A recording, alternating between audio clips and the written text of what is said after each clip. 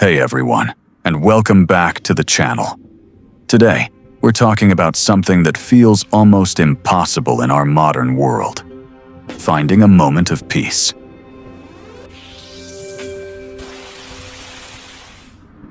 You know that feeling, right?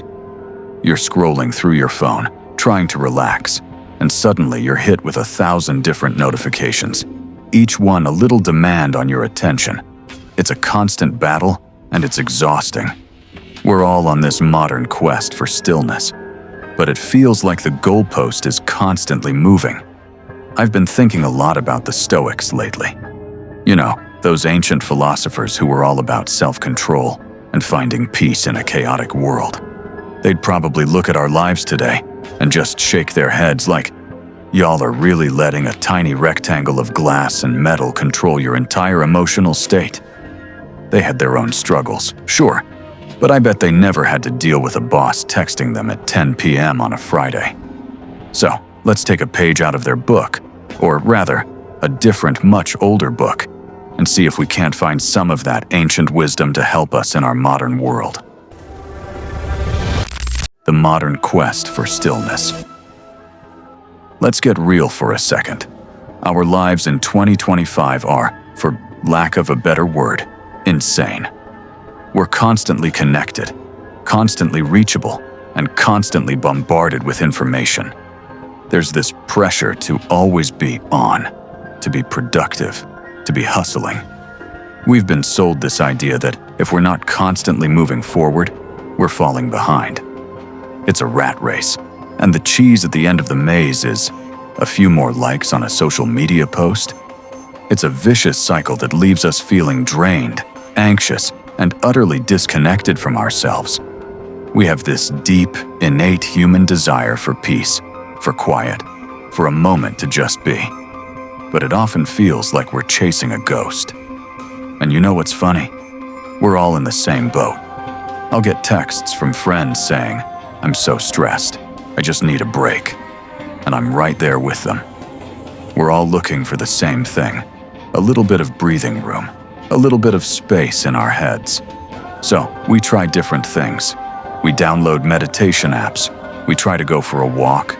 We even try to unplug for a day, only to realize we've been subconsciously checking our phones for phantom notifications every 5 minutes. It's like we're hardwired for chaos. We've become so accustomed to the noise that silence feels unsettling. So, where do we go from here? Do we just accept that this is our new normal? That a moment of genuine stillness is a luxury we can't afford? Absolutely not. That's where we take a little detour and go back in time. We're going to explore some ancient wisdom, something that's been a powerful counterpoint to anxiety for thousands of years. I'm talking about the Book of Psalms. Now, before you click away because you think this is going to be some dusty, boring religious lecture, hear me out. The Psalms aren't just for church on Sunday. They're a survival guide for the human heart. They're a direct line to some of the most raw, honest emotions ever put to paper. They're a place where someone thousands of years ago felt the exact same way you feel right now. Echoes of ancient emotions. The cool thing about the Psalms is their incredible honesty. They're not some sanitized, perfect picture of faith. They're real. They're gritty. They're sometimes even a little bit angry. The writers of the Psalms weren't afraid to pour out their hearts, and they didn't hold back. You'll find verses of pure joy and celebration right alongside verses that are just straight up lamenting. This is what makes them so relatable. They mirror our own struggles. Have you ever felt so lost and confused you didn't know what to do next? Have you ever felt betrayed by a friend and just wanted to vent? Have you ever felt a profound sense of hope that things were going to turn around? It's all in there. Think of it like this. Imagine a poet thousands of years ago sitting on a hillside, looking up at the night sky. He's probably not worrying about his phone battery dying or his internet bill. But he's dealing with the same universal human stuff. The feeling of being misunderstood. The fear of the unknown. The sheer joy of a beautiful sunset. It's all there. And because the emotions are so timeless, reading the Psalms is like having a conversation with someone who just gets it. It's like they're reaching across the centuries to say, "Hey, I've been there too. You're not alone." Let's look at some examples. Psalm 13 is a great one for when you're feeling forgotten. The psalmist starts with, "How long, O Lord? Will you forget me forever?" I mean, talk about a relatable cry for help. It's a raw, unfiltered question that many of us have asked in our darkest moments. But the beauty of it is, the psalm doesn't end there. It moves from that despair to a place of hope and trust, ending with, "But I have trusted in your steadfast love. My heart shall rejoice in your salvation." It's a journey from tribulation to profound calm. It's not a quick fix, it's a process. And the Psalms lay out that process for us, showing us that it's okay to start with the pain and let it lead you to peace. This journey is a powerful one. It's a reminder that our feelings are valid, but they don't have to be the final word. The psalmist takes his fear, his anger, his sadness, and he doesn't just bury it. He brings it into the open, and in doing so, he finds a path to peace. It's not about pretending everything is fine. It's about being honest about what's not fine, and then actively seeking out a different perspective. It's a powerful lesson, and it's something we can all learn from. Psalms as a practical handbook. The Psalms are more than just a collection of ancient poems.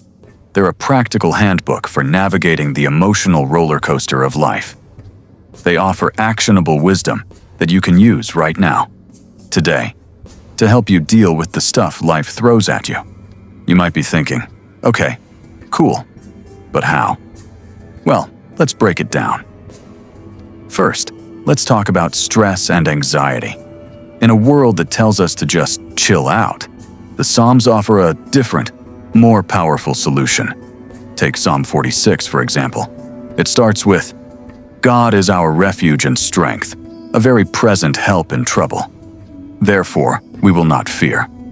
This isn't just a nice thought, it's a declaration.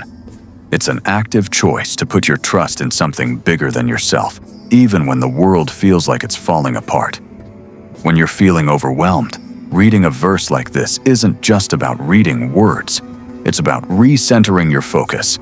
It's a reminder that you don't have to carry the weight of the world on your shoulders. Next, let's talk about grief. Whether you've lost a loved one, a job, or even just a sense of normalcy, grief is a heavy burden. The Psalms give us a voice for that pain. Lament is a huge theme in the Psalms, and it's something we've kind of forgotten how to do in our modern, positive vibes-only culture. But expressing pain is a crucial step towards healing. Psalm 34:18 says, "The Lord is near to the brokenhearted and saves the crushed in spirit." It's an incredible comfort. It's a permission slip to feel your feelings, to be honest about your pain, and to know that you're not alone in it. And finally, let's talk about cultivating gratitude. In our constant pursuit of more, we often forget to appreciate what we already have. The Psalms are full of verses that are just pure praise and thanksgiving. Take Psalm 100, for instance. "Make a joyful noise to the Lord, all the earth. Serve the Lord with gladness. Come into his presence with singing." It's a call to action. It's a reminder to find peace in moments of blessing, no matter how small. Did you get a good night's sleep? Did you have a delicious cup of coffee? Did the sun shine today? These little things are worth celebrating, and the Psalms give us the language to do it. Beyond reading. Engaging with the Psalms. Now, we've talked about what the Psalms are and why they're so great, but just reading them isn't enough. It's like having a gym membership and never going. You've got to use them. You've got to engage with them. So, let's talk about some simple, practical ways to do that. First up, mindful reflection. This is not some complicated New Age technique. It's super simple. Pick a single verse from a psalm that resonates with you. It could be something you found today, or something that's been a favorite for a while. Now, instead of just reading it and moving on, sit with it. Read it slowly. Say it out loud. Think about what it means to you right now in your current situation. Let the words wash over you. This simple act can give you a profound sense of deep insight and a moment of genuine stillness in your day. It's like a mini meditation session with some ancient wisdom as your guide. Next, try journaling your response. This is a powerful way to connect your personal experience with the ancient text. Read a psalm, and then write down whatever comes to mind. It doesn't have to be a masterpiece. It can be a question, a feeling, a prayer, a thought about how that psalm relates to something you're going through.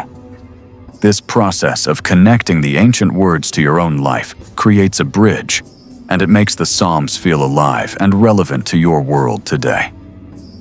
Finally, and this is the big one, integrating psalms into daily life. This is how you build sustained inner calm, even when life gets hectic. You could start your day with a psalm, setting the tone for the hours ahead. You could read a psalm before bed to quiet your mind. You could write a verse on a sticky note and put it on your mirror or your computer screen. The goal is to make the psalms a part of your rhythm, not just a one-time thing. The more you engage with them, the more they become a part of you. They become a source of strength that you can tap into whenever you need it. Your journey to lasting peace. So, what's the takeaway from all this? The journey to inner peace isn't about eliminating every single source of stress and chaos from your life. That's just not realistic. It's about building a strong inner foundation that can withstand the storms. The Psalms are a powerful tool for that. Consistent engagement with these timeless texts has a transformative power. It's not a magic pill that instantly makes everything better, but it's a practice that, over time, builds resilience. It equips you to face future challenges with a greater sense of serenity. It gives you the language to express your pain and the hope to believe that things can get better. This isn't about being perfect. It's about being human. The Psalms show us that even the greatest people in history had their moments of doubt and fear, and they found their way through it. You can too. This is a powerful invitation to embark on your own personalized journey towards inner peace. It's your journey, it's your story, and the Psalms are a great companion to have on the road. Thanks so much for hanging out with me today. I really hope this gave you a new perspective on finding some calm in the chaos. If you found this video helpful or inspiring, please do me a favor and hit that like button. It really helps the channel out. And if you have a favorite psalm or a technique for finding peace, drop it in the comments below. I love hearing from you all. Until next time, stay awesome and find your peace.